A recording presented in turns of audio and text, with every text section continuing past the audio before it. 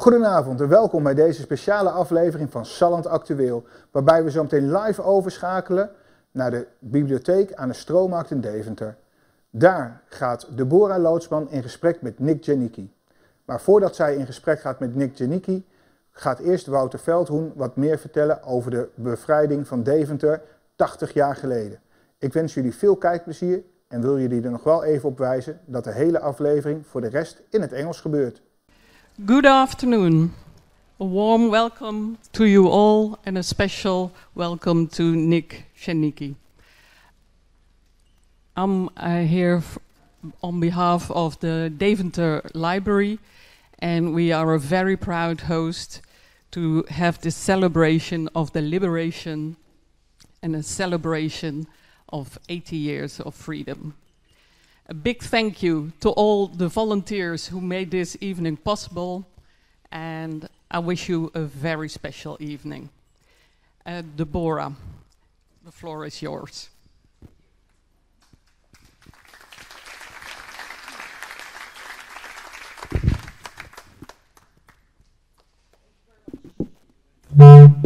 Sorry about that. Okay, thank you very much, Dia van Loon, the manager of the library, and a very welcome to everybody here today to this library, to the very special talk show with a very special guest, Nick Janicki. As far as we know, you are the only living liberator of Deventer. You are young, that is still alive today. You are young at heart. You are 101 years old.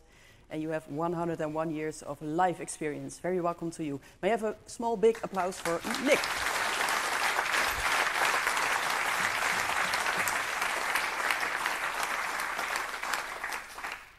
It's great that you are here, everybody. There are some seats over there if someone's trying to find a seat.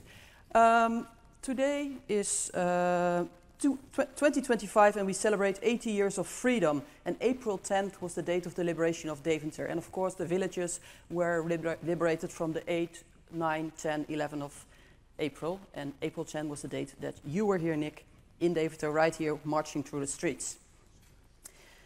The entrance for this talk show was free, so it was sold out in no time, and you got a ticket, so it's good that you're here. Because everybody wants to hear your story, Nick, and everybody wants to look you into the eye, and you want to look everybody in the eye. We have a small venue. I hope everybody can see it, also over there. Yes, a little bit later you will be able to see Nick also if you're sitting over there. And we could also go to a bigger venue, but here it's more intimate. It's very pleasant that we can really have connection, talk to you. And feel free later on to ask questions to Nick, because there is time to ask questions. So think of a question, maybe you came already, I want to know this, I want to know this, that's very good. And if you don't know yet, you can make up a question right now, and you can ask it later. Here we are in the talk show in the library, a special talk show for Nick Janicki. Let me introduce myself. I will be your host this evening. My name is Debora Lootsma, and I work for the municipality of Deventer, so for the city of Deventer. And it's a great honor that I can host this evening tonight. I want to thank several people. I want to thank the men and women of the pipes and drums from the Canadian Scottish Regiment. Can I have applause for them, please?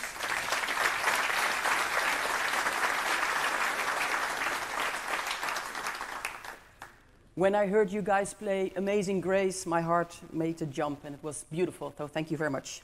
I also want to thank our pianist, Julia Kai, who played before we all came in, Nick Janicki, of course, and his son Bob, Wouter Veldhoen, who will give a short introduction, the library, of course, who welcome us here in their house, and for their employees and volunteers who made this all possible, freshman catering for the drinks when we came in, everybody else who made this possible, and the audience here and the audience at home.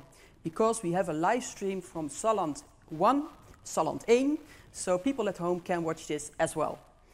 There will be photographs taken by a library volunteer that is made by Frits. Frits is over there. Say hi to Frits. If you don't want to have your picture taken, tell Frits. And if you don't want to be in the TV, don't go to the microphone. And if you do want to be on TV, then go to the microphone, please, later on. There are some display cabinets with the uniform of Nick. No, this is the uniform of Nick. This is your actual uniform jacket. That's right, you say. And there's another uniform jacket from another comrade from the war in the display cabinets on the side over there. There's also a stand from Deventer Marketing where you can buy chocolate, special liberation t-shirts and you get a pin just like this one. It's beautiful, I like it. There are toilets in the basement. You can go over there or over there. There's an elevator over there, or you can go by stairs. Don't get lost. And if you're at home, you have to go somewhere else. And please, if you're here, put your mobile phones on silent mode. Check it, yes. Now I'll tell you about the program tonight. We will start with a short introduction by Wouter Veldhoen, who will tell a little bit about the context of the liberation. It will be about 5 minutes, and after that we have the whole evening for you and for Nick. Nick will tell us his story. Maybe I can ask some questions, maybe you can ask some questions, and there will be time to interact, to meet, to hear everything you want to know about Nick and what happened then and how your life is today. Then after the show, then there will be 2 representatives of Deventer on the stage, the mayor of Deventer, Ron Koenig, and also, I think that's you. What's your name? My name is Noah Warbroek. Okay, you will be on stage with Nick as well later on. We'll see that later on. And after the show, there will be drinks at the bar, and there will be a meet and greet with, of course, the one and only Nick Janicki. We have to leave the library about 21:25, 21:30, because then it closes and everybody has to go home. But the show will stop at 9 sharp, because then the television ends. So if I'm halfway in a sentence and it's 9 o'clock, then we have to stop at 9 o'clock talking. Well, we can talk, we can do anything we want. We can talk, we can dance, we can celebrate, we can do the meet and greet. But the show ends on television at 9 o'clock sharp. So I think there's someone. Where are you? Yes, you are there. You will be waving if it's time. Yes? No, not you? Pretty lady on the back? It's the pretty gentleman, the handsome gentleman on the back. Okay, thank you very much. So, now it's time for Wouter Veldhoen. He's a military man. He will give us a short introduction from a military historical perspective. He will be using maps, aerial photos, and some photos made by his very own grandfather. Wouter, the stage is yours. Give an applause for Wouter, please.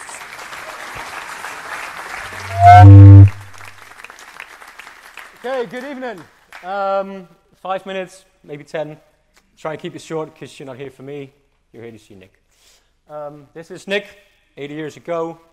We'll keep that up there maybe. Yeah. But I'm just here to try and talk you through the big picture. What happens at a battalion level. And all the details will come later from him. So if we look at the next slide there, and press once more, then it should work. Turn it up. Their immediate objective is the town of Deventer. A great contrast in receptions is afforded by the Dutch people. In Germany, we are conquerors, but in Holland, we are liberators and friends.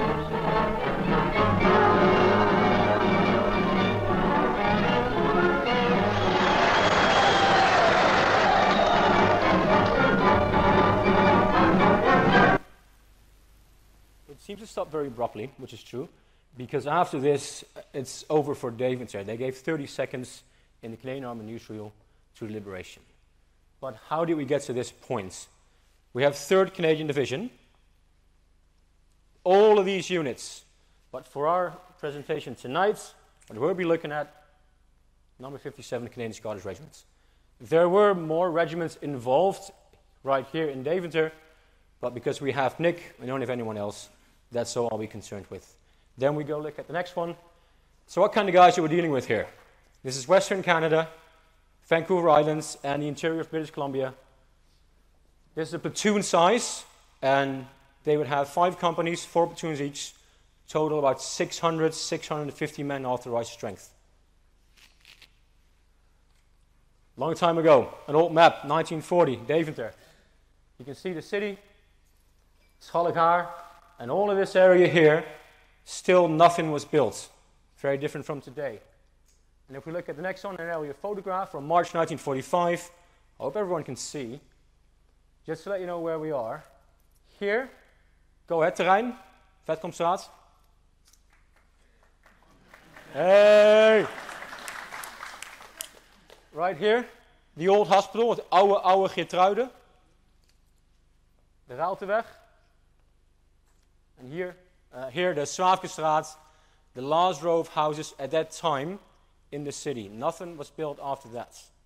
Then if you go to the defenses, you can see here an anti-tank ditch. The Germans had forced prisoners of war to dig an anti-tank ditch. Behind it,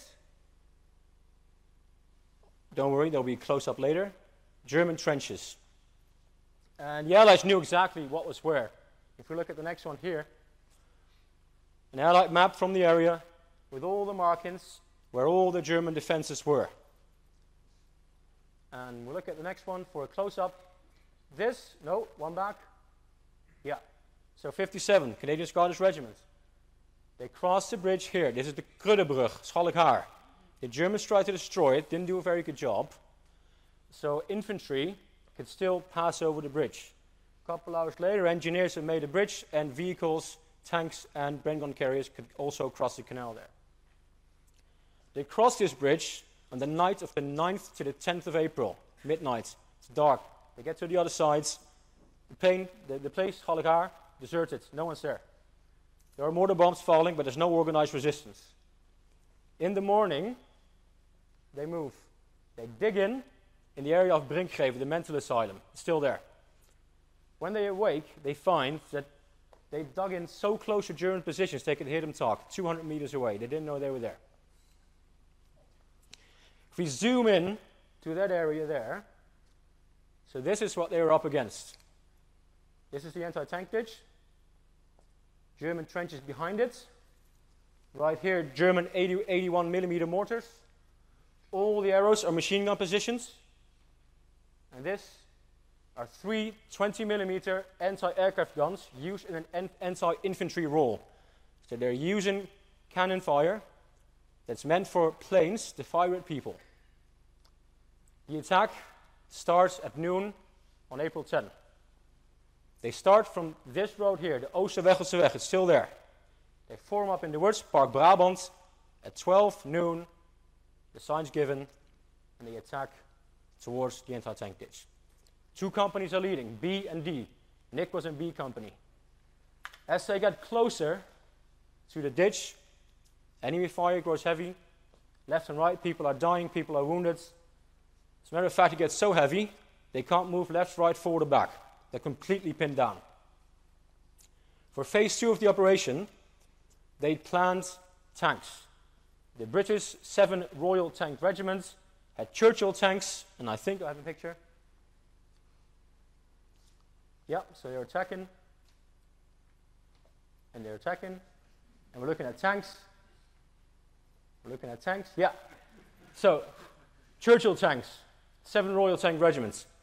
The idea of the operation, infantry would break the German defenses, phase 1. Phase 2, the tanks would chase the Germans to the river, clear out the place with the infantry behind. Didn't work. So as the situation grew very serious indeed, a runner went to battalion headquarters. He explained the situation to the commander, Lieutenant Colonel Henderson, and the decision was made to use the tanks now. Do not wait for phase 2, send them in now, this is not going well. The tanks that actually went in were not the regular Churchill type tanks, they were flamethrowing tanks. The Germans had no anti-tank guns. So flamethrowing tanks come towards them, they fire flame at them, and that's when they broke. Infantry is able to cross the ditch, follow the tanks, German resistance crumbles. We go to the next. Once more. They use the Brinkgevenweg as their main axis of advance. Their left, their right, they're trying to keep in contact with the Germans to do not give them a chance to regroup.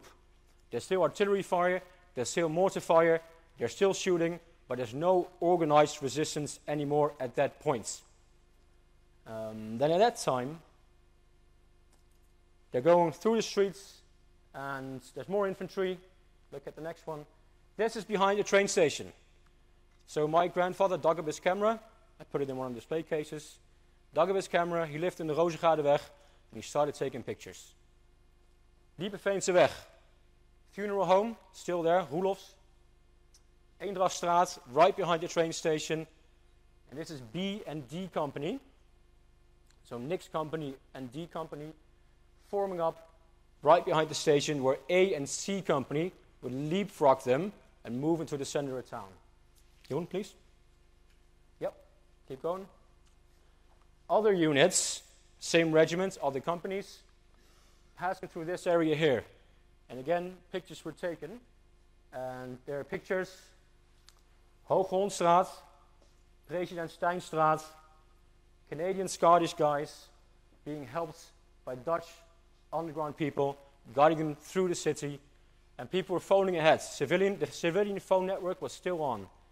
So the Canadians would enter houses, they would phone to people in the area still occupied, mainly the center of town, and they'd tell them, hey, the Germans are here, the Germans are there, let's go. Yeah? They end up here, and they end up here.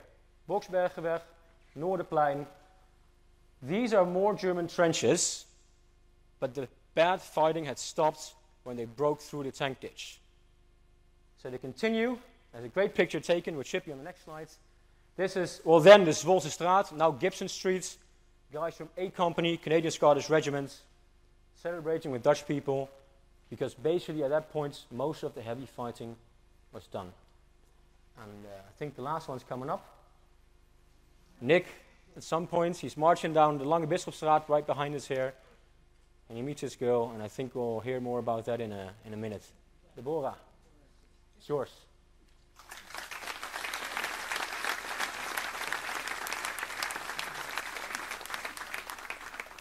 All right, thank you very much, Wouter Veldhoen. And now they're taking away the screen. And then Wouter, can you please escort Nick to the stage? Because then we're gonna sit down and have a chat. We're gonna have a chat, all right.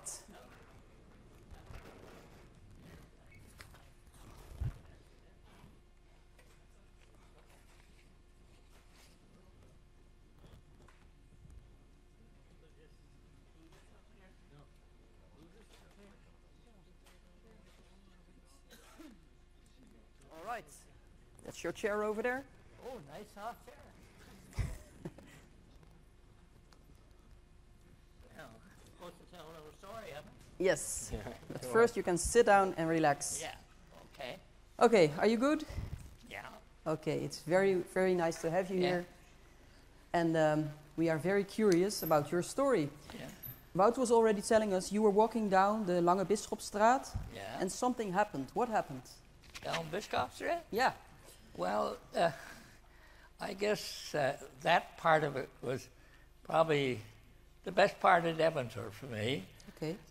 Because the city had been cleared, and our commanding officer, Larry Henderson, gathered us all together, and we marched down Langbescott Street. And as we marched down, people were lined up on the side of the street, rooftops, people hanging out of windows waving. There was a cute little blonde girl, of course. Okay. She was waving, and I figured, well, maybe she's waving at me, but it could have been anybody. So our march continued on down to the church, and we came to a halt. And Larry Henderson said, guys, halt, stand at ease. We're going to have a break. And he said, if any of you gentlemen would like to stop and visit and celebrate with the Dutch people today, please free to do so. So guess what? I went up back to 34 Biscott Street. And I walked into this little shop. It was a lady's hat purse store. And I went in and I introduced myself to Fred and Jenny Walshoes. And who were they? And guess what? This cute little blonde girl that was waving, standing beside him, was their daughter. Okay. So this was my first visit with Dorothy. And of course, the story of Dorothy and I, we could be here all night and talk about it. It was just a beautiful story. She was a beautiful young lady, and I got to know Dorothy quite well, and of course the war continued on. And after the war, we came back, and the regiment was stationed at Ada in some old German barracks that were there.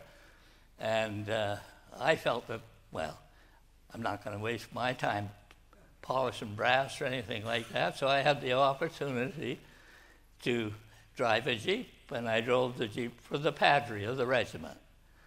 And I could take him to Apeldoorn, to the Canadian Club, which was an officers' club, wherever he wanted to go. And so it was great. And when the war ended, of course, having the wheels and that gave me the opportunity to do more visiting with the Walsh's family. And to me, that was quite important. They made their home, my home, away from home. Matter of fact, they lived upstairs, and that's where their living quarters were. And in those days, nobody ever locked their doors, and you could come in and you could walk in. And they halfway up the steps there was a little door there, a little flat area. It was a little room that had a fold-away bed, and that was my bed whenever I went to Deventer. Okay. And so it was great. And I can remember one of the things that I was still getting parcels from my mother at home, everything else, and I was able to share it with the Walsh's family. And in the parcel would be coffee and chocolate bars and cigarettes and a lot of things that the you people did without for 5 years when the German army sort of took over, eh? Yes. You could share that with your family home, away from home. Yeah, it was my way from home. Mm-hmm. And then, of course, we were in that area until I would think maybe late October or maybe early November. And I say that because I can't remember the dates or exact, but the whole regiment moved to Aldershot, England to wait going back home. And the reason I say that was the date was because when I was in Aldershot, I was able to take 2 leaves in Hull, England, and a leave in London and a leave in Edinburgh. So, that was probably a month at a time. And then eventually, from Aldershot, as a regiment, we went to Rennet, Scotland. We boarded the Queen Elizabeth. It was used as a troop ship in those days. We went from there, sailed the Atlantic. We were supposed to be in New York City by Christmas, and it was probably the slowest trip that the cruise ship ever took because the ocean was so rough. Okay. The list was almost 45 degrees, and they had to slow it right down to a crawl because they were afraid of capsizing. But eventually, we hit New York City. Before or after Christmas? It was after Christmas then. We spent Christmas on the Atlantic, and we had horse meat for Christmas dinner. Okay. Yeah. and was it any good? But anyway, we eventually got to New York, and there was a bunch of fireboats there sprinkling water. It was kind of a welcome home thing. And from there, we crossed into Brooklyn, got on a rail train, and railed back across Canada to the west coast of British Columbia, Vancouver. The regiment's home base was Victoria, so we stopped there long enough and then caught a steamship to Victoria. Yes. Then got off in the harbor and marched to the armories and back to Canadian Scottish home base, yeah. And what was it like coming back home after the war? Oh, well, just so happy to get home. I was, looking forward to being able to get together with my mom and dad and family because I had a brother, David. He was a sergeant with the Canadian Scottish, and he went in on D-Day and didn't miss a battle with the Canadian Scottish till February the 9th when he was killed. And so yesterday I was visiting my brother's grave. So okay. Yes. There was some emotion involved. Of course. He was my older brother by 2 years. Yes. Yeah. And where were you when you heard that the Germans had surrendered? Which? Where were you when you heard that the Germans had surrendered, that the war was over? When the war was over, we liberated Deventer, and then we worked across the country to a lot of small towns, and we had the Germans on a run, and Wagenburgen, I guess, basically was our last real big battle. Okay. But the war ended for me in Leer, Germany. Okay. And I can remember when it ended, because we were only there for a few days, and the morning there's a small little aeroplane flying around and had loudspeakers, and they were going over the loudspeaker telling us that Germany had surrendered. The war was over. And there was lots of joy expressed by everybody. Lots of joy, yes. That's good. Okay. Uh-huh. I'm going to ask the audience, if you want to ask a question, I would like to ask you to come up front to this microphone. Yeah. Why? Because then the television can film you, and then the people at home can see you. So I don't know if there's already somebody who would like to ask a question. If not, I will ask questions. But is there somebody who would like to ask Nick a question? Now is your chance. Also, people from the back, yes, please, can you come up front? And can someone help him with the microphone, please?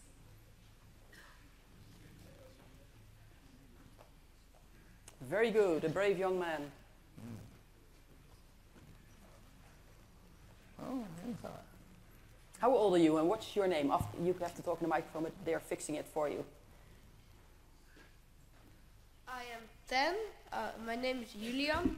Okay, Julian, good that you're here. Yeah. You have a question for Nick? Yeah. How was the life when the war was? When the war was back? Yeah, when the war was just begun, how was the life then? How was your life during the war? Yeah. During the war? Yeah. Well, I guess it's like anybody else's time when they were during the war. It was something that I think we all felt that had to be part of our life. We were there for a reason, and we wanted to be sure that. And I can always remember my older brother. The last letter I got from him, I can remember very well. He sent me this letter, and he says, "Well, brother, you probably won't run into anything quite as rough as it was for me. It'll be probably a little easier, but," he says, "you've had good basic training, and you're smart, and you'll do all right." And it was true. It was good advice from a brother.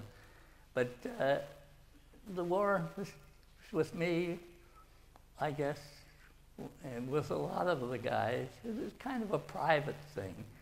And really, I didn't really open up too much about what I did in the war until not too many years ago. And I got involved with a college in Ontario and the chap that was the head social studies man there was using, he was interviewing veterans from World War II because he felt that particularly at home, people should know more about what really happened during the war. So I got involved there, and I did about 5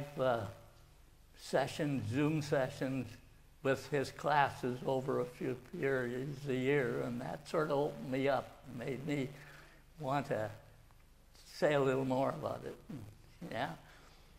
But to me it was, yeah.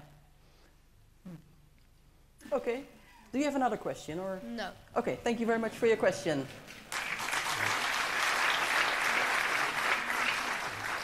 So Nick, do I understand that you didn't talk much about the war after you came back until years and years and years and years later? Yeah, well, I shouldn't.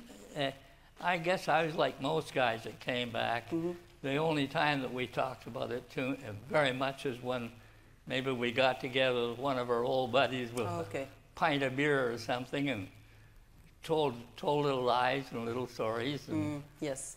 But I know. Yeah. But then it took years later. Yeah, a special later, and I got sort of involved in it. I kind of liked it. It was a good idea. Yes. Yeah. Did you talk to your children about the war? I think that my son Bob here, and I've got 2 daughters at home and a couple grandchildren. Not really too much. As a matter of fact, I think Bob and my 2 daughters, I brought them both to the Netherlands, all to the Netherlands. I brought them and I wanted to show them where I had been during the war. And they found out more about me then. And last September, I took in the Allied Market Garden celebrations, and I took my grandson with me, and he hasn't quit talking about it. He just, and I felt so good. I learned a lot more about him, but I think he learned a lot more about his granddad. Yes. Yeah. Yes, what you hadn't told at home. Yeah. They came to the Netherlands and then they learned more about the war, and they also learned more about their father or their grandfather. Okay, that's good, I think. Yes. And you were talking about Dorothy earlier. Dorothy? You didn't marry Dorothy at first. No, you married another sweet lady. I'll tell you the little story What about happened? Dorothy. What happened? It's a long one. It's a long story. Okay, we've got It's a long time. story. We could be here all night talking about That's Dorothy good. That's and good. We are here. But the war had ended. I got back to Canada. Dorothy and I were very good friends. Yes. And I went back to Canada, and I had a bet with a buddy of mine when we were coming back to Canada. And A bet, you say? And the bet was that we made the bet that who would be home before Christmas, and the guy that lost the bet had to pay for a night at the cave. It was a kind of a man cave? Well, not really. It was a cave, but you had to have a date, eh? And so my buddy, he said, well, my wife has a gal friend that's working for war assets. Why don't you get in touch with her? Maybe you can make a date with her. So anyway, I got her address and wrote a letter, and we started corresponding. And of course, I lost the bet, so I had to pay for the night. But you did get into the cave. I met Dorothy when strange. Her name was Dorothy June, and wait a minute. You had 2 wives, and they were both named Dorothy? My first wife was Bob's mother. I was married to June for that's June. 55 years. Okay, first you met June when you came back to Canada. 55 years, and she passed away in the year 2002. I'm sorry. And one day my sister-in-law said to me, we got to do something about you. You must have a couple old girlfriends around. I said, yeah. I said, back in Europe? One that I went to school with, and she was a neighbor's daughter. Okay. And she ended up being the school teacher of that school, but she had passed away. And so Marie said to me, she said, well, what about that other girlfriend? Well, I said, that's a cute little Dutch girl that I met in Holland in Deventer when we liberated the city of Deventer. And she said, well, what about her? And I said, well, after the war, I got married, she got married. I didn't know that she had got married or anything else. We sort of lost connection. Yes. And so this one day, like my sister-in-law said, well, I think you should phone her. And I said, I thought about it, and I said, well, I don't think that is right, because I said, when June and I went to Europe, we went and visited her brother in Harson, and he gave us her address. And I said, well, where is Dorothy? And he says, well, she lives in Las Vegas, and she's married. Okay. So anyway, I said, well, she's married, so why go there? And so I sat back for about a week, and I said, well, I'm going to phone. So I phoned. I got the phone number from her brother when I was there. And so I tried to get her. I phoned. And I couldn't get an answer, and the operator in Las Vegas answered the phone, and she said, I just want to let you know that that phone number isn't available anymore. And she says, I don't know. And she says, well, who are you looking for? And I said, well, I'm looking for a Dorothy Spencer. And she says, well, I'm a Dorothy Spencer. I said, well, I'm looking for a Dorothy Spencer that lived El Parque Drive at one time. She says, I'm that Dorothy Spencer. And I hadn't introduced myself. Okay. And so, anyway, I said to her, well, one more question. I said, have you got a brother, Dirk, that lives in Harpston, Holland? She says, yes. Who the hell are you? So, anyway, I told her, so it seemed like we talked forever. Yes. We started corresponding with letters, and I used to go to Las Vegas and maybe spend a few months there, and she used to come to Canada. And eventually, Dorothy moved to Canada. Dorothy and I got together, and we lived together for a few years, and then I finally married Dorothy 58 years later. And I hadn't seen her for 58 years, yeah. And now Dorothy's been gone for about 11 years now. Yes, but it's a beautiful romantic story. Yeah. Dorothy from Deventer. Yeah. Yes. Yeah. Beautiful. Let's see if there is if there's someone else from the audience brave enough to ask a question. Is there someone? Just ask any question. Come on. You want to know something? Yes, please, mister. Thank you so much for standing up. And please, other people, come after him. Well, I'm a little bit nervous. I'm Peter. Hi, Peter. It's very nice to hear you. And I'm asking this question on behalf of my son. He's too young to be here. He wants to be here because he is very interested in World War II. Mm-hmm. And the question I want to ask on his behalf, what does he need to know, in your opinion? What's the most important lesson of life you learned from the Second World War? It's a very good question. Yeah, that is a good question. I think one of my daughters said to me not too long ago, respect for everybody else and think about freedom. Without freedom, you got nothing. And I think that every young person should look at it that way, And hey, I don't know how to really answer that. I think it's a very hard question, but I think your answer is the most beautiful answer I could wish for him.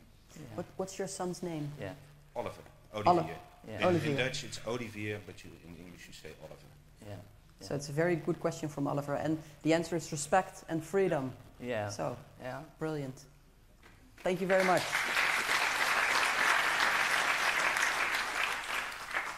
Nick, can you tell us a little bit, what does freedom mean to you? Does it have any special meaning, the word freedom? Well, I guess I got maybe one of the best lessons of my life when I was marching down Biscott Street, and all the Dutch people that were cheering, and the way they expressed the joy of being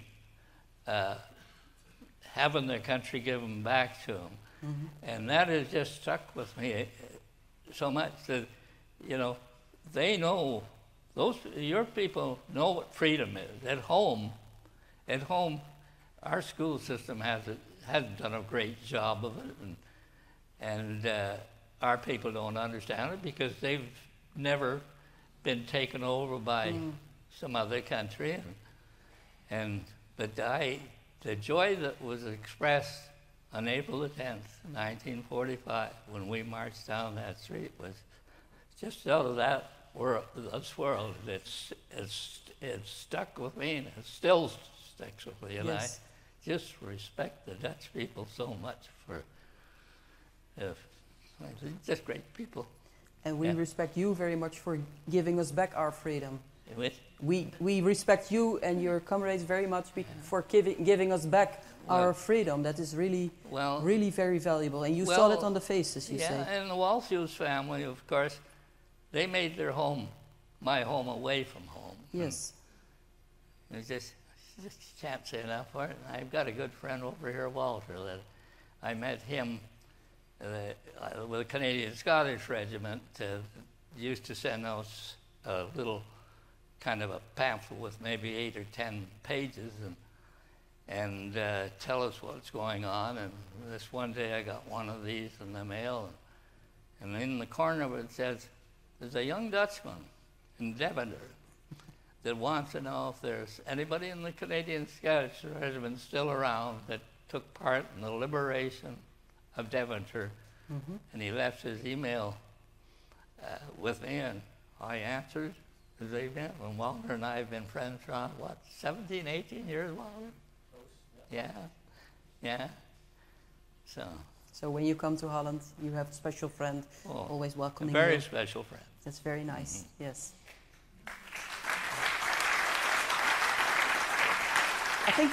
I think we have another question.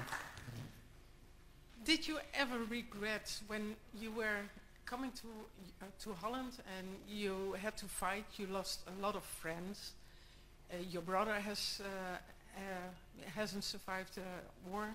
Did you ever regret coming here for the liberation? No, not really. I mean, there's so many people you must have lost, so it's hard. Well, I, like my brother used to, the odd letter he used to get from him, and he used to say, you know, we're here for a reason.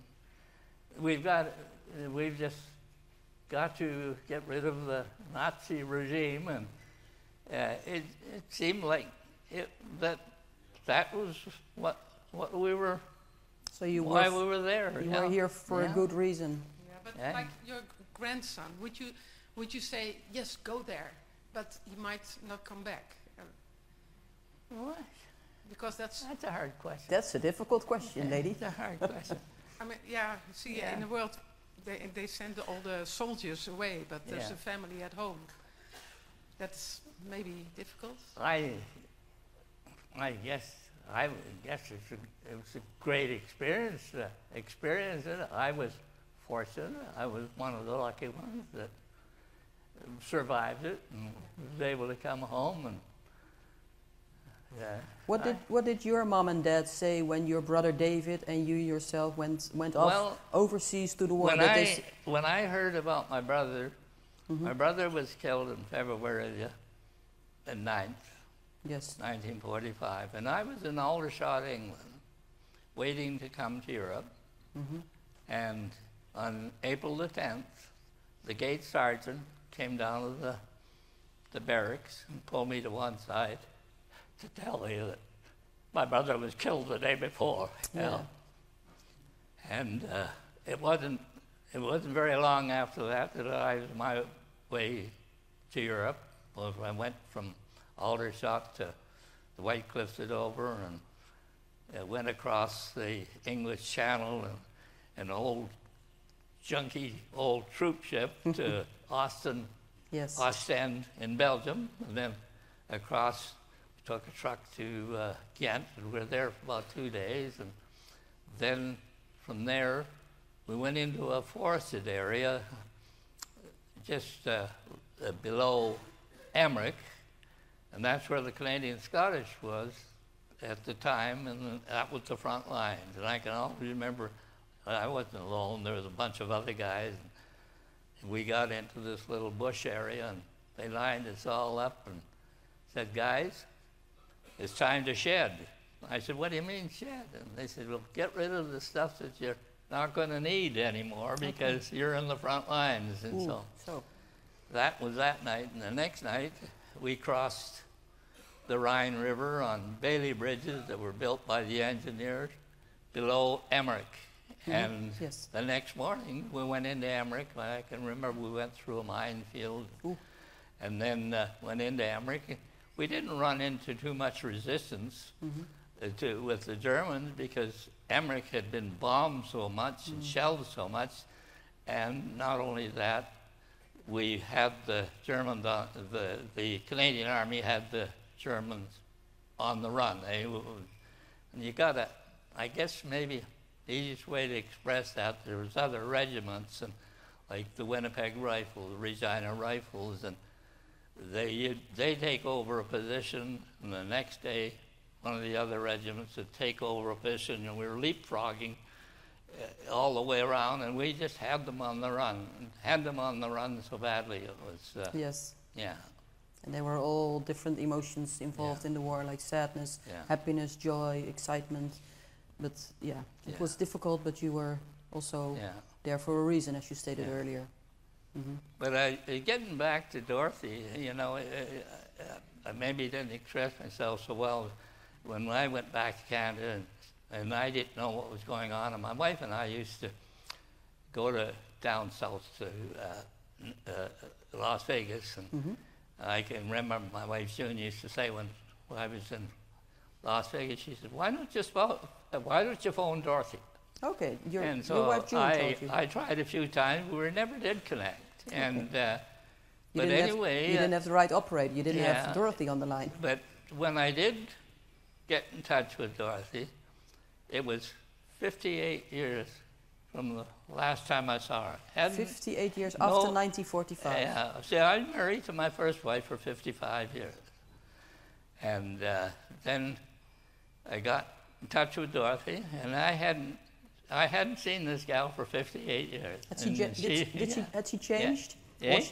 Was she a different woman, or was she the same little blonde girl you saw in the I Lange can Bisschopstraat? remember I got in touch with her, and I decided that I was going to go to I said to her, I got her on the phone, and she told me that she had lost her husband 8 years previous, and she was a very independent lady and everything else. So, and I told her that my wife had passed away. So I suggested, well, I didn't suggest, we sort of talked about it, and I said, well, I'm going to come to Las Vegas, and we should meet. And there was a lot of apprehension. I said, I was thinking, well, will she like me? Will we know each other? Yes. But anyway, I made this thing, we made the trip, and I booked a flight, and in the meantime, Dorothy had gone down to the New York hotel, and she checked it out, and she said, good, when you get into Las Vegas, phone me, and I'll come down and meet you. And she said, there's a bar in the hotel across from the registration called the Lobby Bar. I'll meet you there at 3 o'clock. So anyway, I'm sitting at the bar having a beer, and this lady walks in, and she says, Nick. And I looked, and I was halfway off the stool anyway, and went over and gave her a great big hug, and it just seemed that that's the way it was supposed to be. Yes. That was the way, and it was just a great reunion, really. Yeah. Yes. Yeah. She was a great lady. Okay. I think the microphone is, the batteries are out. So are there any other, you have a question? Okay, just take your time. You can also tell, I think that the microphone will come to you and we'll get Nick some new batteries, but you have a question. I was born, nou doe jij maar. Ik was geboren in de Grote Overstraat. I was born in the Grote Overstraat. That's the Dutch word for in the town. And then my father heard that there were Canadians coming. So my father said to us, we were all in the cellar, and my father came back and he said, come on, the Canadians are here. And my mother said, no, I don't go out, said my mother. But we went out and we did meet the Canadians. And she gave me chocolate. That was nice too. So that was good, very good. So you were in the city of Deventer during the war and also during the liberation. You lived in where did you live? I lived in the Grote Overstraat. In the Grote Overstraat. And then the liberation was going on. You heard the Canadians were there. You were very excited. How old were you then? Ik ben van 41. 1941. Okay, who's good at math? And 84. 84. Thank you for helping, audience.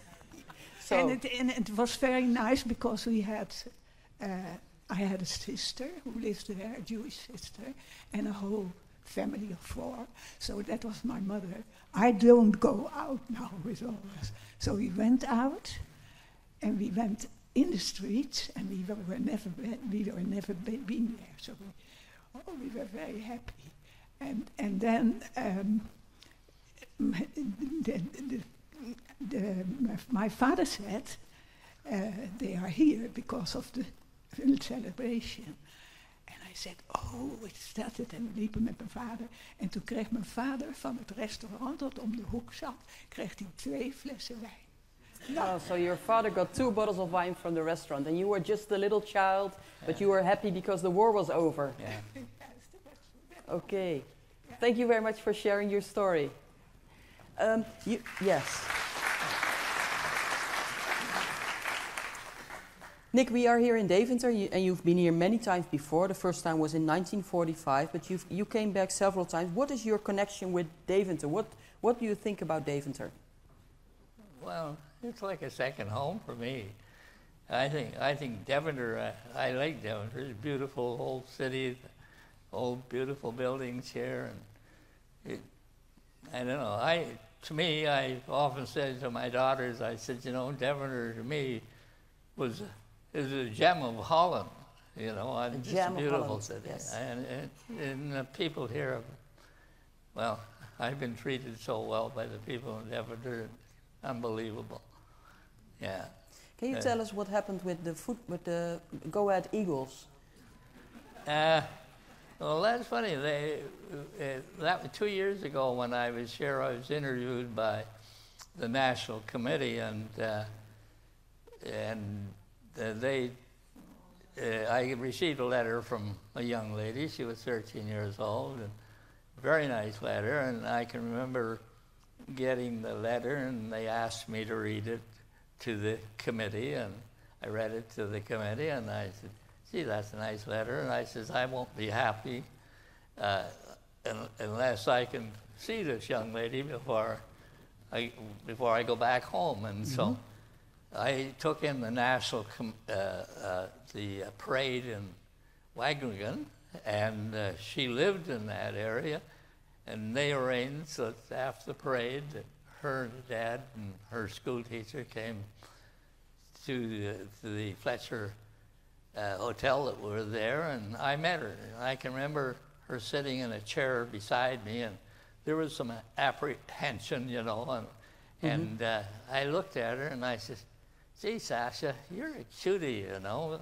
I said, you remind me of my 2 daughters when they're your age. And this sort of broke the ice, and we sat there and we had a visit for about an hour. And so that's when I first met Sasha. And then, of course, last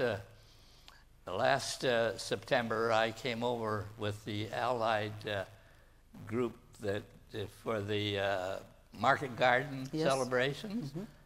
And I was able to take Sasha, her dad, her mom, her sister, and her brother out for dinner.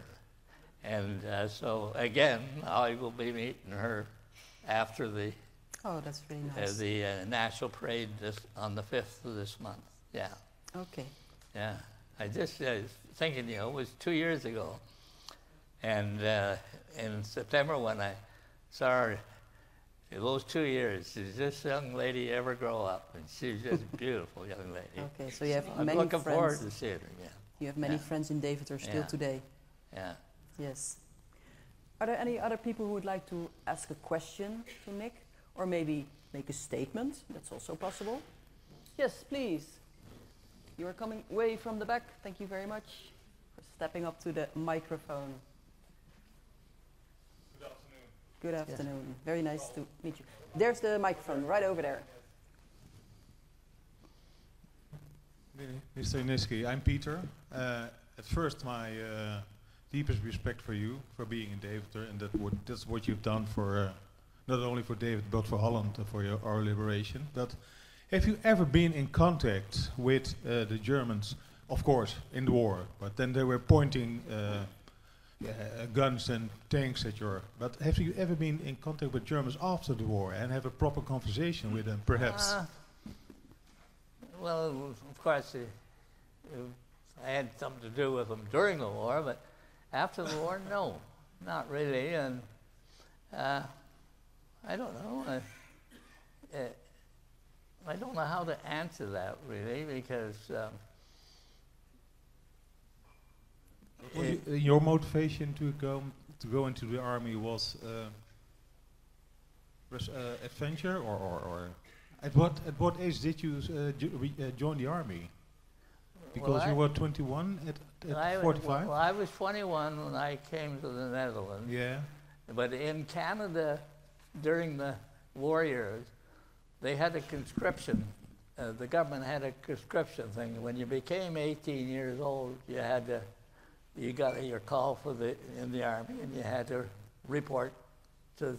So I was working for a big food chain, and I was learning the trade of being a meat cutter, and so I got my call, and I could always remember getting my call, and it was on November the 12th, 1942, and got my call, so I called the boss and said I got my call, and he says, well, that's great. He come up and bought me dinner and everything else, and told me full well that, when you go, just go to the services, you come back, your job will be here. And so anyway, I went to war, and when I come back, I went back down to their head office, and I can remember I was waiting in Vancouver to be discharged from the army, and they said, well, when you get your discharge from the army, come in and see us, the job will be here for you. So anyway, I got my discharge papers from them, and I went down to the office and had a chat with them, and they said, well, where would you like to go? And with the company, where would you like to go? I said, well, I'd like to go back to Vernon. That's where my mom and dad were. And I said, they lost my brother, and it'd be kind of nice to spend a little time with them after. And so we had a little chat, and I said, that's good. I picked up the phone, and they said, well, we've arranged that you can go back to Vernon. And I said, well, how soon do you want that? And this was on a Friday. He said, well, Monday will be fine.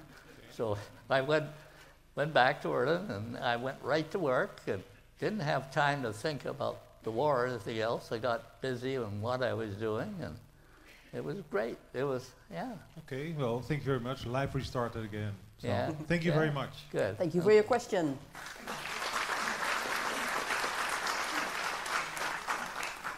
Another question. This is going to be a tough one. You think so? Mr. Janicki, we've met 2 years ago, and the other man was asking you, did you meet Germans after the war? But you did 2 years ago. Yeah. My wife is from Germany, and my little... Yeah.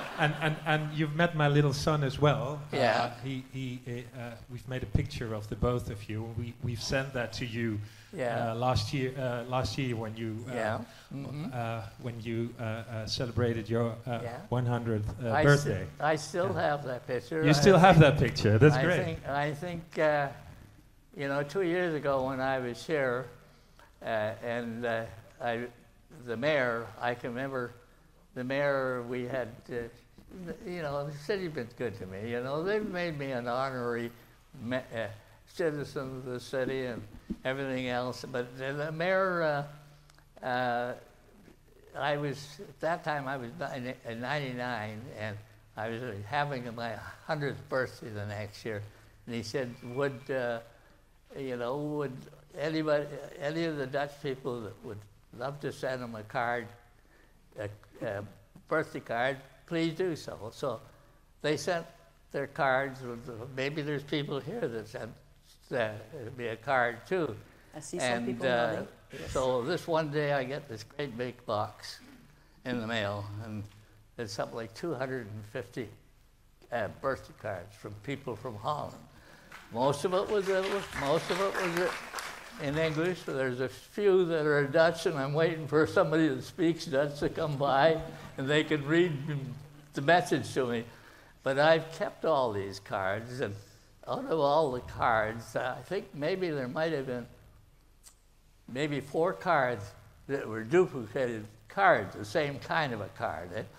But it was just amazing, the number of cards that were so different. So I've taken all these cards and I put them in a 3-ring binder, and I've got a number of them, I think 4 or 5 of these, and I've got all these cards. I've got all these cards on record there, and I keep them at home, and I'm pleased to get them. And then, of course, my birthday came around, there's this kudu bar that's on internet where people send you messages and that. I had something like 650 messages on my birthday, and it was just out of this world. The number of people that sent cards. And I had a card from, I think, Meek, and from your sister, and Kitty, I don't think I got a card from you, but I met you here 2 years ago, and I'm so pleased I did. Meek and Kitty here are Dorothy's brother's daughter and her daughter, hey? So there's a lot of connection there. We make a new picture tonight, and we'll send it to you for your 110th birthday. Yeah. That's great. Yeah. But I have one question also. How do you remain so positive? You're 101 year old, and you have such a positive vibe. I know people of 50 years old. I'm almost 50 years old myself, and they are complaining. That's a great question. I think there's one thing getting old, but getting old and still having all your marbles and your memory is so important in life, eh? And of course, I was fortunate in my time to have 2 great ladies in my life, and 2 great families, my own family and Dorothy's family. They live in Sacramento in the U.S., and I often go down there for their Thanksgiving holidays in November and visit with them, and they, of course, call me Dad. That makes me feel good, eh? Yeah. Thank you very much. Yeah. Keep the marbles. And thank you. Yeah. Thank you very much for your question. Wouter, your special friend, you also have a question or a statement. Hey Nick, can you tell us a story about what happened at the tank ditch and with the cigarettes in your pocket here? Oh yeah? What? What was that? Can you please tell us about the tank ditch and about the cigarettes in your pocket? Oh yeah, that was in Deventer, and during the liberation thing, you have your ammunition pouches and that, and one of them was sort of every time I was running across this field, it was banging me on the backside, and I was kind of annoying. But anyway, we fought through the city, and we came around the corner in the city, and there was a little square there, and the Germans were dropping mortars into the area. So down there, there was a house there, and there were steps down to their basements, were just off the front steps, and so that's the first place I went for cover. And when I went in there was a number of our guys there too. But anyway, it was time for a smoke, so I pulled this ammunition pouch over and opened it, and I carried a can of cigarettes in that pouch all the time, and so I thought, well, it's time for a smoke, and so I opened the lid, and the lid, all the cigarettes were in there. They weren't cigarettes anyway, they were just pulverized, and I had a look at this can, and there was a crease across the can, so I guess it was shrapnel or a bullet or something, and I looked down, and there's a crease on my tunic, And so I guess that was my lucky day because I'm still here. And well, I'll tell you, it made me think twice. Yeah. Yeah. So in this occasion, cigarettes saved your life. Yeah. Yeah, a few little stories. Walter remembers some of my stories. Yeah. Walter and I sat down many times. I think I'll tell him the one about in Wagenbergen. Great idea. Wagenbergen, I had an officer, his name was George Bevis, and he lived in Victoria. But anyway, we fought the night through, and the next morning, George Bevis and he was the officer, and I was kind of like his runner, and we went, he said, let's check the backyard out. So we went out the backyard, and here's a ground sheet on the ground. You know what a ground sheet is? It's something to protect you from the weather and that. Okay. But it was ruffled, and all of a sudden, so George went over, pulled the ground sheet off, and two German soldiers got up. They weren't armed. Okay. And before George could ask him any questions, this guy, this first one said, in perfect English, he said, "You're the Canadian Scottish Regiment, aren't you? You're the 3rd Division. Your home base is Victoria." And George came from Victoria, and he got a little annoyed. He says, "How come you know so much about the Canadian Scottish Regiment?" He said, "Well, you know, my parents live in Alberta, and my buddy here, their parents lives in Saskatchewan, and the two of us came to Germany just before the war, and they got caught up in it, and so it was either forced labor or join the army. So they joined the army. And I keep kicking myself because I don't know what I was thinking about it, but I should have. I wish I had got their names and everything else, and just wondered how they made out. But they were taken prisoner, and they were with the rest of the fellows. I'm sure they were well treated. And they were. And what did he say? He said, "And we've been on the run since Emmerich." In other words, they were just so glad to be taken prisoner. Yeah. Life can take a strange turn sometimes. Yes. So they were Germans, but also with a Canadian background. I got lots of little stories, but we'd be here all night if I had to start telling them. Okay, yes. Let's see if we have another question. Anybody? Yes, mister. Can you please come up? Or the microphone will come to you. That's fine. Thank you. I have an anecdote about the liberation of Deventer. Okay. We lived in the city of Deventer. It is 10 April 45. Yes. And we came out of the basement, and my sister was pretty curious, and she opened the front door to look where are the Tommies. And there came a Tommy in the street, and she said to him, "We thank you for the liberation." "Oh no," said he. "Don't spreek maar, praat maar Deventer," zei die man. I don't understand. In the local. What did the man say? In the local language, yes, he said, "Praat maar Deventers." Oh, you should speak in the Deventer Deventer dialect. Yes? You should speak in the Deventer dialect, he said. Yes. I should. The guy said. Yeah. And that was Mr. Laser. Later on, he had a stoffenzaak in the Korte-Bisschopstraat. Yes. Okay. So, but he was a Canadian soldier who was also a Dutchman? A Dutchman. Okay. Yes. That's a good story. Yeah. Thank you very much for sharing. In the Canadian Army. Okay. Yes. And later he became famous in all of Deventer. Yeah. Okay. Are there... Thank you.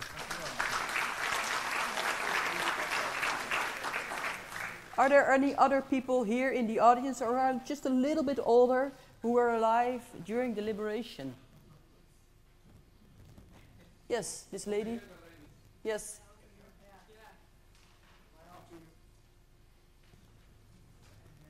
what is your experience? How old were you? I didn't live in Deventer, but I lived in Rotterdam. Okay, fair enough.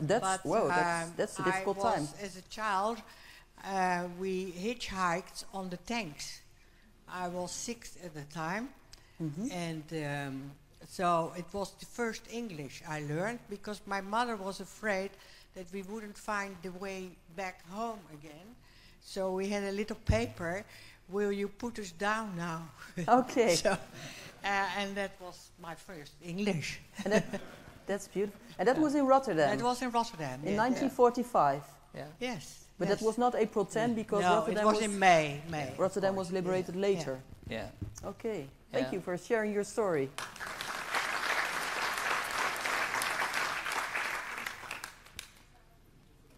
Anybody else? Yes. The microphone is coming your way. You can speak Dutch or English, what you want. You can translate. No, the English will be okay. I'm talking on behalf of my mom. She was 10 years old and she was liberated in Kolmsgaten at the 8th of April. So it wasn't your regiment, Nick, because we spoke before this appointment. But she was bombed out twice in here near the Graven. So that's about 50 meters away from here. And the second time in the Polstraat. And then they moved to Kolmsgaten to wait till the end of the war. And her dad was coming out of the house and he said, I've got all those strange guys in the garden and I can't understand them. I don't know what they're saying. And they're chewing gum. And that's their first memory of the Canadians coming into Deventer to the liberation. Okay, beautiful and story. she's still very happy with it. Yeah. Thank you.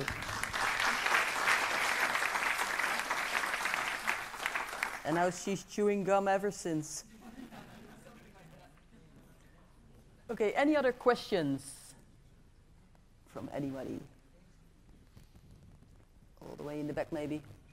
Oh, you have a question. Thank you, sir. I'm Siebe. After the war, did you still get into contact with your fellow comrades from your platoon or your company with reunions? Did you still remain in contact or not? Or was that difficult because you lived far away from each other?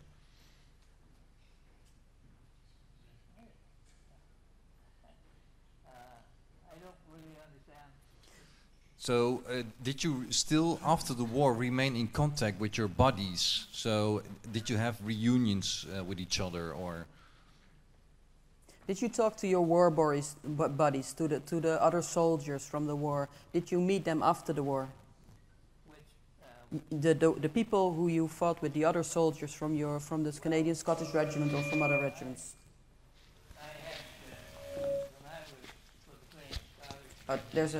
We need another microphone.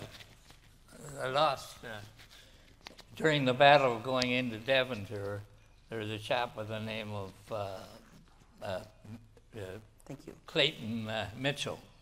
Clayton Mitchell. And he was killed immediately as the big battle started. And I had a family friend, and this chap was a platoon. One of our platoon commanders, and then we had one other commander, and he was a personal family friend. I used to play ball with him in Vernon and that, and he got wounded. They think Ken gone now for a long time, but no, I had all the guys that I was in service with. Really, there's none of them around anymore that I know of, but there's none with the Canadian Scottish Regiment. Obviously, they tell me that I'm the last World War II veteran that took part in the liberation of the Netherlands. Today, but after the war, like the years after the war, when you were still a young man in your 20s, you came back to Canada. Did you talk to other veterans? Did I what? Did you talk to other veterans then? Did you meet other... Normally, I guess the veterans I talked to, the guys that I was in the service, and I guess the only time that I talked to them is when I run into them, and maybe we were having a beer or something, and so we talked. But the war to me was sort of a private thing, and other than meeting one of your old buddies, but there's none of them around anymore. I just, all the friends that I have now are sort of new friends. Yes. Yeah. Young men. People like And Wouter women. there. Yes. How does it feel that you are now basically almost the last veteran still around? Yeah. Well, I don't know. You know, I'm lucky that I'm here, I guess, and I appreciate that because I didn't have much choice in it. I was able to get through the war years, and I was a lucky one. Like I say, I had my older brother was over here. He was killed on February the 9th, and I don't know. I guess it was just when you get back home, it was a little sheer luck, I would say. Yeah. Thank you for coming back and speak to us. Yes, and thank you for your questions. You have a question, Noah. Go ahead. Were you ever afraid when you was a soldier? What? Were you ever afraid when you were a soldier? Oh, it sure was. And why wouldn't you be? The idea, I guess, people used to, were you religious? Did you pray? I wasn't all that religious, but boy, I prayed many times, and I was scared stiff at times, yeah. So you were a tough soldier, but also you were afraid many times. Oh, sure. Yes. Yeah. I think any of the guys, if they told you otherwise, they would be lying to you. They would be lying if they said they were not. Okay. Do you have a message to the young people like Noah? To future generations? Well, I don't know how to answer that. I think be very strong, and what was the word I'm looking for? And be respectful to others, and make them, the freedom is such an important part of life. The people here in Holland, of course, the young people here, they go to school, and your schools sort of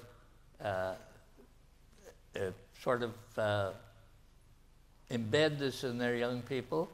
I know that when I went back after the war, and I did the kind of work, I traveled pretty well all over the province. I traveled for a big meat company, and I used to meet different families, and I met families of Dutch people that had come to Canada after the war, and there were bakers and there was grocery people, and once those people found out that I had been in Holland and took part in liberation, they became the best friends I've ever had. They were just, and they still do. And I guess the word is that your school system and everything else has embedded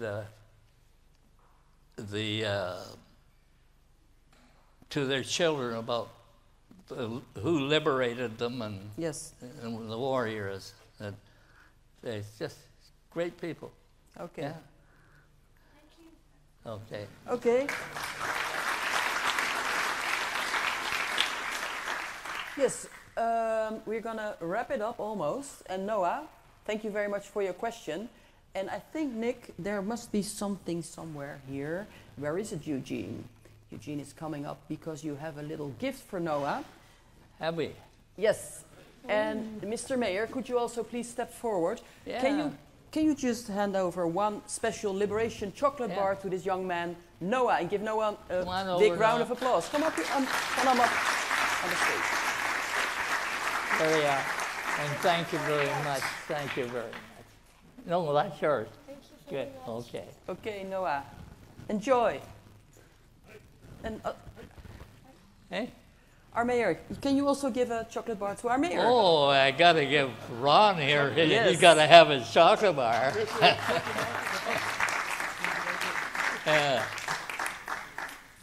I think I said to Walter earlier on, I said, when I see the mayor of your city, I don't know whether I should call him Ron or Mr. Mayor or just Mr. Deventer. Okay, how should he call you? Mr. Yeah. Mayor, or can he say Ron? Only for special people. Yeah. Okay. Well, thank you for the chocolate. It's special that we have got some people here lived during the war here in Deventer, and they got chocolate from you at that days. Yeah. And we are very delighted that you are here. Yeah. As I said before to you, we spoke many times, and sorry.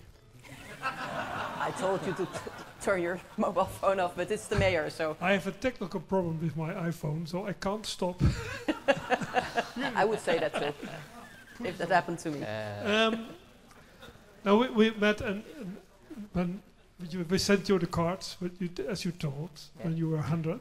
Yeah. But for me, it was special to meet you last year in Groesbeek in the museum, because there we could give the honorary citizen symbols to you, which was very special. And Nick was one of the veterans, which was then over here in the Netherlands. And for sure, you were the most tough of all. They were all with many from this walking sticks, but Nick was for wheelchairs. Sure. He was jumping around, dancing. Unbelievable. So we are very happy that you will be here also on the 4th of May. And I think your message of freedom is, especially in these days, is more important than it was for many decades. We have a special, strange political time worldwide. And for sure, freedom will be more important, I think, than it was. So I'm very happy that your message to the young people is freedom is what we have to. Really, I'm just so pleased to be here today, and it's really an honor. And Ron, when I first met you, I think I said to Walter, I said, "Who is this mayor that you have in Deventer? What kind of a guy is he?" And I said, I was trying to make up my mind, what kind of a person you're going to. And the day that I met you in your office and you walked in with the garb you got here, I had one look at you and I said, that guy is what I fully expected to be as the mayor of the city. I feel. Well, it's a special display for you. We got some gifts for you, and you know what? I think you know what's inside. Yeah. And after you come back to Canada, and there must be some time to rest and to drink a good whiskey. Yes. Okay. Very good. Oh, I'll enjoy that. That's one of my favorites. I've got an old saying. People keep saying, what's the secret? You look so young and everything else. And I keep saying to them, well, I've had two great ladies in my life, had two great families, had no problem with them. What more could you expect, eh? Yeah. Yeah. Well, thank you. Yeah. Thank you very much. Give an applause to our mayor. Thank you very much. Yeah. I'll be back next year. You'll be back next year. That's very good. And you will be here at the 4th of May. Oh, at May God 4th. willing and mobility, I'll be back next year.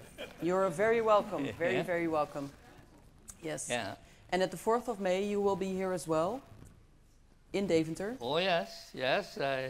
I'll be attending the service here in Deventer, and I believe from here, I think about 9:30 or something like that. Is that it, Walter? Walter and my son and myself will be going to Wageningen. Mm-hmm. I've been invited along with another Canadian veteran and the mayor of Wagamon, to light the torch. It's going to start your 80th year of freedom celebration. And you're here to celebrate it with us. And a terrific honor. I've been given a terrific honor of being able to, and I accept it so. I just can't believe it. You're 100 years old, and I never ever dreamt that anything would be quite like this for me. Just unbelievable. Yes. Yeah. Beautiful. I'm just looking at, we've got 5 minutes left. Is there anyone who would like to ask another question or make another statement? Now is your chance. You have got 5 minutes. Way in the back, can you come up front, please? We've got some more questions. And thanks for stepping up to the microphone. Hi Nick, my name is Chris. I have a question to you. The name Janicki is, I believe, personally Polish. Is there anything, can you tell us a bit about the tradition or the history of your family? The history of my family? Yeah, your last name. Is, I believe, a Polish name. Is it a Polish name? Eh? Your Janicki, is it a Polish name? Do you know? I don't know. When I was here in September, we went to the Polish community here in the Netherlands, and I guess the head of the Polish army gave me a medal here, and I've got it on here. It's a Polish medal. Okay. But my dad, his birth certificate, which I have, he migrated to Canada at an early age. He was 18 years old, I believe, and he had a brother, Dan, and he also had an older brother, and his name was David, and he was in the army.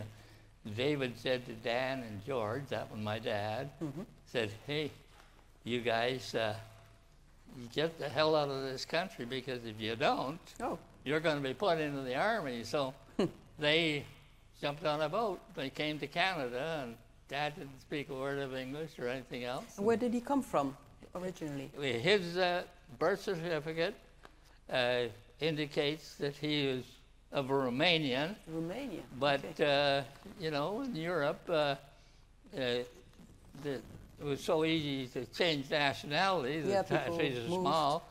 But I think the Polish community here must have thought it was pretty close to what they were, because they gave me this medal. I don't know whether they gave me the medal because of my name, but they were feeling sorry for me or something. No.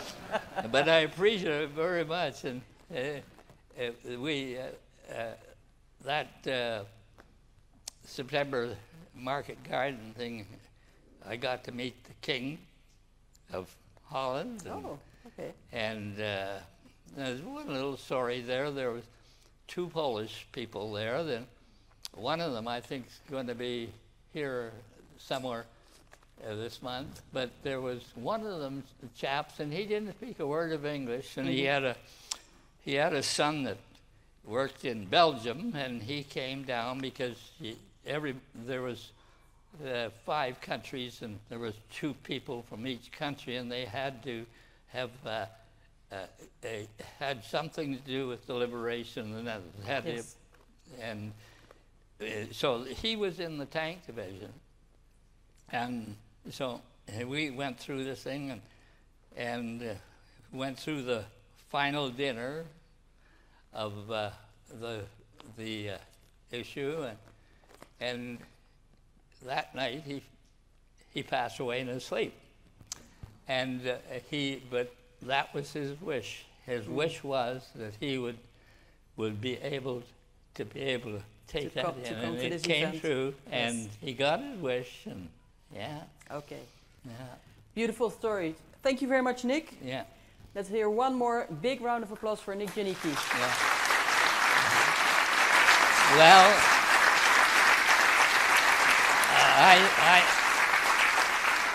I really feel quite privileged and quite honored to be able to be here today with all you fine people from the Netherlands.